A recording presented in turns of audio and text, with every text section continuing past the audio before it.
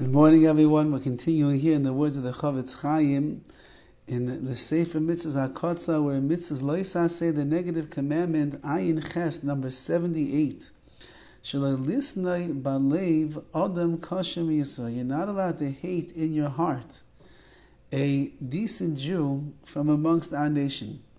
Kasha and adam kasha means someone who's a Jew that's holding by Torah, holding by mitzvahs, someone who, as we'll see, is achicha, is your brother in the Torah as well.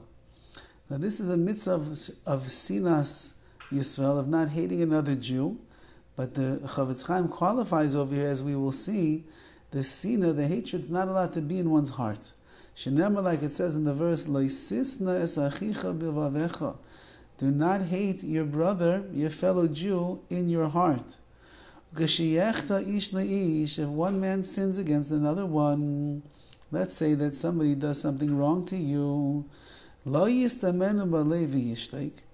not allowed to bear hatred for this person in your heart and remain silent and just let the hatred brew inside of you till it consumes you. That you're not allowed to do. That would be transgressing this prohibition of hating your fellow Jew in your heart. Ella, so what should you do? Mitzvah alav lo'idio. There is a mitzvah for you to let this person know what he has done wrong and how he has hurt you. You should tell him, Lama asisa li kach v'kach. Why did you do such and such a thing to me? You know that it hurt me. You know that you caused me damage. You know that it really was shameful and embarrassing to me, the things that you have done. And when you do that, when you express your disappointment with this person, your frustration with him, then v'yimcha asina miliba, you remove the sin of the hatred that's inside of your heart. The whole prohibition over here is hating another Jew in your heart.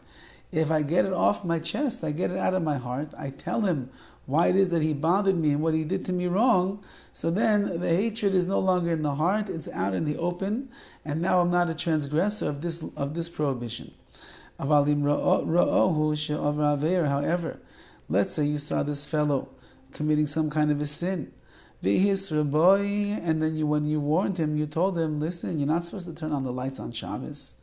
And he doesn't repent, he doesn't do tshuva, he doesn't stop doing what he's doing wrong. You find the guy every single Shabbos, he's turning on the lights. Or you see him, he never makes brachas on his food. Or he doesn't go to davening, he doesn't wear tzitzis. He has so many things that he doesn't do. She sits around, she speaks Lashon Hara all day long. You keep telling her, listen, you're not supposed to speak Lashon Hara, it's a terrible thing. And the people do not listen to you. So then, says the Horowitz, there's actually a mitzvah to hate such a person. Because they're no longer acting like your brother. It says, don't hate your brother, your fellow Jew, in your heart. What does it mean? Achicha, your brother means your brother with you in the world of Torah and of mitzvahs. They keep things just like you. Of course, everybody struggles. Everybody stumbles once in a while. Everybody has shortcomings and we make mistakes in our observance. But as long as we're trying, so then we are in the category of those that are keeping Torah mitzvahs.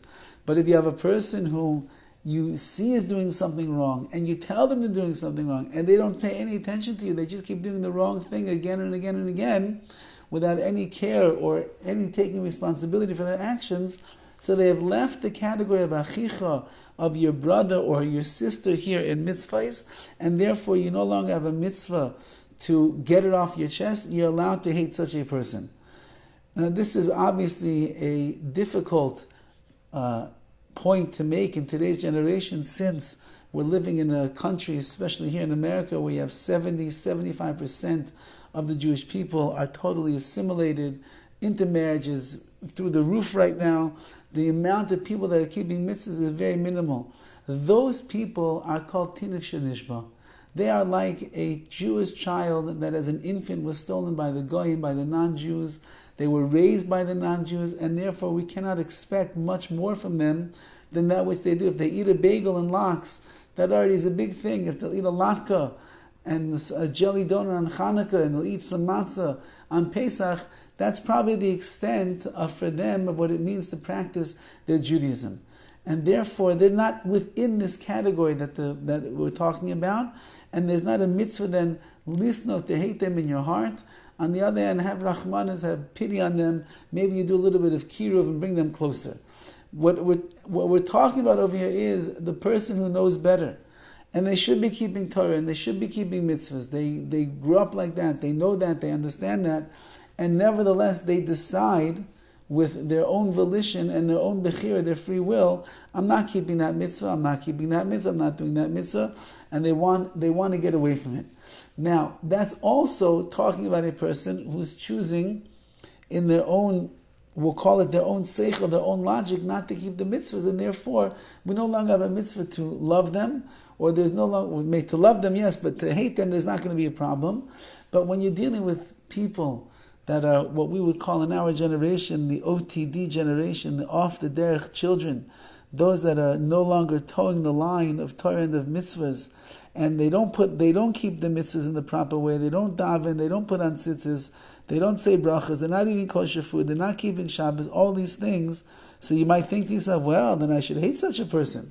And the answer over there is also not, because these children, Rahman al-Itzlan, nobody knows the trauma they went through, nobody understands what challenges they have in their life, and if they would have a real choice, should they keep Torah mitzvahs or not, they would make the right decision. It's just that their bechira has been greatly impaired in their lifetime for many, many different reasons, and therefore even them. So to find a person in the world today that you'll really be able to keep the sin, keep the hatred that's in your heart, it's far and few of finding such people that actually are going against the Torah for the wrong reasons, we would say, and therefore be very careful about keeping this hatred welled up and locked up inside of your heart. This halacha applies everywhere all the time.